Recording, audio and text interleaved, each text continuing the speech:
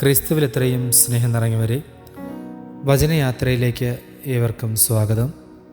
ഇന്ന് തിരുസഭാ മാതാവ് വിചിന്തനത്തിനായി നൽകിയിരിക്കുന്ന വചനഭാഗം വിശുദ്ധ മത്തായിയുടെ സുവിശേഷം 7-ാം അധ്യായം 6-12 മുതൽ 14 വരെയുമുള്ള വചനഭാഗങ്ങളാണ്. യേശുവിന് ഒത്തിരി കണക്കുകൂട്ടലുകളുണ്ട്. ചുരുക്കം ചിലരുടെ കണക്കവതരണം ഇന്നത്തെ സുവിശേഷത്തിൽ നാം കാണുന്നു. ആ ചുരുക്കം ചിലരുടെ പട്ടികയിൽ നമ്മുടെ പേരിൻ്റെ ആദ്യ അക്ഷരം പോലും കാണാനിടയില്ല. കൂടുതൽ പേരുള്ളവരുടെ നീണ്ട പട്ടികയിൽ ഒളിഞ്ഞുകിടക്കുകയാണ് നമ്മുടെ പേരുകളും. കാരണം നാം ദിവസേന സഞ്ചരിക്കുന്നത് ലൗകികത ആകുന്ന വിസ്തൃതി കൂടിയ പാതയിലൂടെയാണ്. ആസക്തികളാകുന്ന വിശാലമായ 6 വരി പാതകളിലാണ് നാം. എന്നാൽ സെബെദീപുത്രന്മാരുടെ മാതാവിൻ്റെ അഭ്യർത്ഥന പോലെ നമുക്കും ആ ഇരിപ്പിടം വേണമെങ്കിൽ നാമും വിശാലവും വിസ്തൃതവുമായ പാതകൾ ഉപേക്ഷിക്കാനും ഇടുങ്ങിയതും വീതി കുറഞ്ഞതുമായ വഴികളിലൂടെ പ്രവേശിക്കാനും തയ്യാറാകണം. ഇന്നത്തെ സുവിശേഷ ഭാഗം പ്രധാനമായും 3 കാര്യങ്ങൾ പറഞ്ഞു വയ്ക്കുന്നു. അതിൽ ഒന്നാമത്തേത് നിങ്ങളുടെ മുത്തുകൾ പന്നികൾക്ക് ഇട്ടുകൊടുക്കരുത് എന്നാണ്.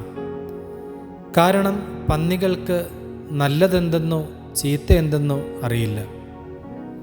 നമ്മുടെ നല്ലതായ ഗുണങ്ങൾ നമ്മുടെ തന്നെ അറിവില്ലായ്മയുടെ ഭാഗമായി നശിപ്പിച്ചു കളയുകയാണ് പതിവ്. എന്നാൽ ക്രിസ്തു പറയുന്നത് അത് അങ്ങനെയാകരുത് എന്നാണ്. നിന്നിലെ നന്മകൾ വളർത്താനും പരിപോഷിപ്പിക്കാനും ക്രിസ്തു ആഹ്വാനം നൽകുന്നു. രണ്ടാമത്തേത്, മറ്റുള്ളവർ നിങ്ങൾക്ക് ചെയ്തു തരണമെന്ന് നിങ്ങൾ ആഗ്രഹിക്കുന്നതെല്ലാം നിങ്ങൾ അവർക്ക് ചെയ്യുവിൻ എന്ന പ്രായോഗികമായ ആഹ്വാനമാണ്. എല്ലാം നമുക്ക് വേണമെന്ന് സ്വാർത്ഥ താൽപ്പര്യത്തോടെയും വക്രബുദ്ധിയോടെയും കപടഹൃദയത്തോടെയും നാം ആഗ്രഹിക്കുന്നതിനെ തെറ്റെന്ന് ചൂണ്ടിക്കാണിക്കുന്നു.